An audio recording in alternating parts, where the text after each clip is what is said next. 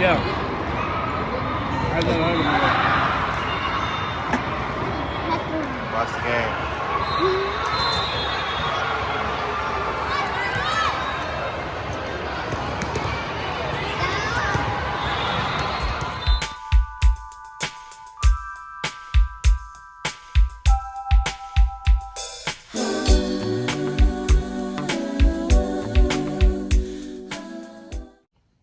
Kids in sports. Like, we had the volleyball tournament like we talked about, and I'm the type of parent that, I really can get frustrated with my child. No. If they're supposed to produce in sports and they're not producing like they know that they can. Now, it's one thing when your child is doing their 100% best and you know they're trying and they just struggle. Another thing, that you've seen them produce. The thing about that is you expect them to produce like that all the time. The thing for me though is like I realize that maybe it's the educator in me that not every day for them is going to be 100% production day. Like some days you may have an 80% production day, Right. and which can be challenging for some people. Yeah, that is true. Unfortunately, my wife sometimes refers to me as Joe Jackson, which is not a pleasant moniker, but I would dare say I know how to pull the best out of all four of my children when it comes to athletics.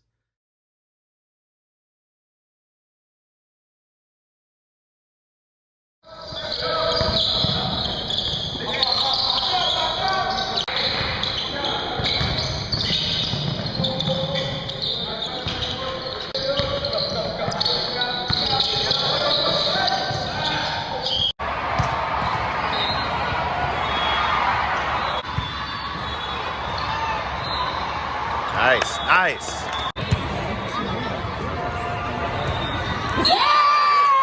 Ready?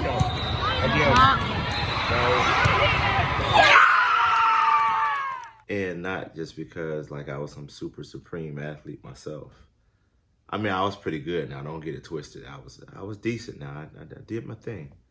But I think for each athlete, you have to use a different approach at times to pull out the best in each athlete. Like I know, especially for our three older children, my son and I, we went through our phase where I could say something and he just would not listen. He just would not do it on the court. But his coach, who's kind of like his uncle now, Kurt could say something to him, and he's like, "Oh yeah, okay, yeah," and I'm looking at him like, "Dude, I've been saying that to you for like the past year and a half." But we've reached the stage to where now I know he doesn't need that from me. What he needs from me now is a fair critique of how he played, and 9 times out of 10, or 10 times out of 9 actually, he knows how he performed before I even need to tell him. He will break down a game like a grown man. Actually, he will talk about what he needed to do better, what he knows he needs to work on, and actually what plays he knows he could have done something different to have a better outcome. So we're there, which is a great place to be. So all I can do now is just, hey, you're settling for too many jump shots. Be more aggressive. Take it to the rack. Take it to the basket. Sorry. But for Aspen, it's a little bit more. She requires more of the foot and behind approach. Not, of course, not literally, but more like you have to be on her. Like you really have to be on her and let her know, hey, no, that's not cutting it. But I think for Aspen, like, you have to establish the relationship first. So, like, for her... That is true. That you can't do that without having a relationship because she will tune you out. She will not like you. Right. At all. But if you establish a relationship first, and her coach has established a relationship first, and then now she can put her foot in her tail because she's like, okay, I expect this because I know you can produce it. Right. And so she's pushing her, and so, which is a positive thing for Aspen. And it's just getting to know kids and knowing children. It is. And that goes back, I guess, to our field of education, but also your field of counseling as well. Right. But it's just knowing kids. And so being a good coach, I saw a quote today. Being a good coach is not just developing players, it's developing people. Message. People and helping to grow them. Right. And we truly believe in it takes a village. It's not just like we really want our kids to have positive relationships with other adults. And understanding that sports is, we both grew up playing sports. Myself, basketball. My wife, cheerleading, which is a sport. Mm-hmm. And we understand that creates a lot of character as you grow up. Mm-hmm. Being able to, the teamwork aspect, being able to work with people. Mm-hmm. It may be situations where you might have a teammate you don't necessarily like, but you have to work with that teammate to accomplish the common goal, which is to win. And the kids, the thing of it is that we really haven't had either one of our kids to just not like a teammate. Right. I may have ones they click more with or whatever, but not really not like. Right. And vice versa. Fortunately we haven't had teammates who don't like our kids. Yeah, exactly. So we've not had that either, which is a great thing. At least we don't think so. Right. And then Simone this is her second year of volleyball. So learning her as a player has been interesting. It has, and for Simone, it's more you see in all three of our older children, you see the joy in their eyes when they're playing their sport, which is, as a parent, you could not wish for any more than that, because when you see the joy that they have in playing the sport, you know that that's what they want, that's what they're passionate about, and that translates to other things off their respective field or court of play. Yeah. For Moni, it's like I'm not gonna say the beginner, but it's like that newness of it. So it's the eagerness, and you can see it in her eyes, and it's the excitement, and it's yes. I've been sitting here watching my older brother and older sister play. Now lights, camera, action. I'm ready, and boy, she is ready. She's ready. And the thing is, so today I forgot to tell you this part. So today she, we're gonna work on her focus to the game, because Bryson got a funnel cake. In the middle of the daggone game, she's looking at me like side eye, like, what the heck? How he get a funnel cake? And I'm like, focus on the daggone game. Sometimes you project your own memories of how you were when you played the sport onto your children. So like for me, I know as a parent, I still have to work on that, because the whole idea of losing never set well with me. It still kind of doesn't, like, I'm older now, so of course I lose. It's kind of like, oh, okay, not necessarily a big deal. You know, you have the built-in excuse, like, I'm older now, you were supposed to beat me. But the other part of it is, like, knowing that your children are not necessarily going to take the loss the way you would have taken it. Yeah. So it's you know, it's really important to know your children, how they are as athletes, because sometimes the way they are as athletes may not necessarily be how they are when they're off their court or field of respective play. One thing I'm going to say is I think it's important for the kids to hear something positive that they did. The sandwich approach. And, if it's something that they need to work on. Like if you just totally say, you know, you suck, that's not going to be taken very well. Okay, so listen. Time out. Did I say? Time out.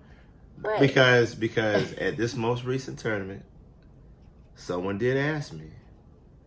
They said, "What did you say to Aspen?" Because whatever you said to her, she was a whole different player after that. And I have to admit, no, it wasn't anything. Because this is the difference between myself. Sometimes it's Malcolm and Mother Teresa.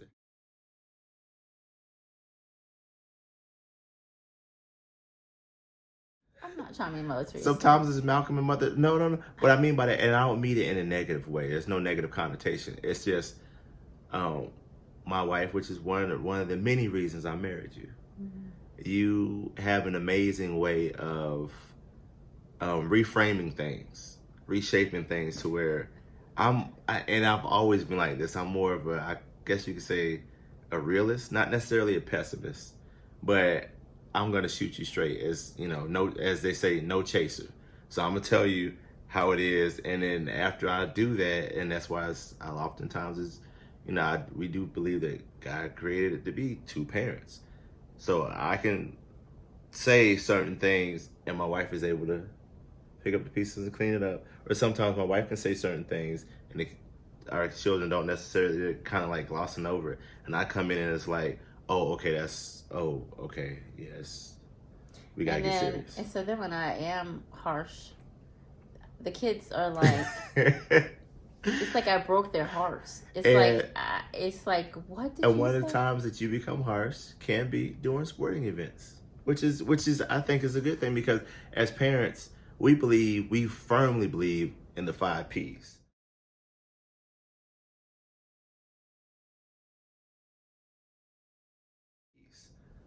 Proper preparation prevents poor performance, right? Mm-hmm. So if you're lounging at home and you're serious about your sport, and we ask our children, hey, is this something that you could see yourself doing when you're in college? Because if you don't, we're not dropping thousands of dollars in travel sports that we really don't have. You better sign up for the rec league. You better go ahead get in that rec league, and you get that participation trophy at the end of the year, and which is fine. Which is good. Fine. That's fine for some, but we know for ours, it's not necessarily the route that they want to take. We're very honest with them about it being a sacrifice, and it's not just for us, but for them too, because sacrificing being on a video game or sacrificing just lounging on your phone, put that down and get out there, work on your craft. But that's still a sacrifice that's something that they want to do. Yeah. So for us, it's a sacrifice in the sense of we don't physically gain anything from it. Nothing. Like we don't get. We appreciate the comments. We appreciate the accolades that they receive. Yeah. And, but we don't. The compliments, rather. The compliments, yeah. But we don't get anything out. The same feeling. I mean, we're excited for them as their parents and things like that, but it's not our thing. Right. You know what I mean? Right. And so we're very honest with them about the fact that, how much things are, that we are a big family, and then it is a sacrifice for our family. Right. We sacrificed we had a great weekend, but we sacrificed our entire weekend. We did. And the reality of it is, are there times where you can tell your kids that, hey, I'm sacrificing this for you to be out there on the court? Absolutely, there are times that you could tell your children that, because at times, children nowadays, this generation, and we probably like that too. Yeah, the vast majority can be spoiled and entitled, and I think we admit that we do spoil our children. We do. Is it warranted? Yes, because we do have excellent children. God has blessed us with 4 amazing, gifted, talented, and beautiful children. But at the same time, we think it's very important for them to realize and understand, hey, it doesn't have to be like this. And money doesn't grow on trees. Right. And that the value of $1, and we're very honest about how much, okay, for instance, if they have the water running, we might break out the water bill and say, this is how much the water bill was last month. Just for you to understand. Because when you leave the water running and you're brushing your teeth and you have the water running for no daggone reason, this hasn't happened in our house. But we might pull out the water bill and be like, this is how much the water bill is. I thought we were talking about the kid. We were all just being silly. So you were taking it. That was directed towards me. No, because you help pay the bills. We pay the bills. That would not be directed towards you. I'm about to get ready to say, wait a minute now. I think that anybody who puts in on the house get to do what they want to do. If I want to leave all the lights on up in here when I'm sleeping, I'm going to leave all the lights on up in here when I'm sleeping. If I want to run the water just to run it, then I'm going to run it. Because you know that there's consequences to that. If you choose to do that, you know that the bill's going to be higher. As you said, daggone right. And you're going to have to eat it. I mean, that's just what it is.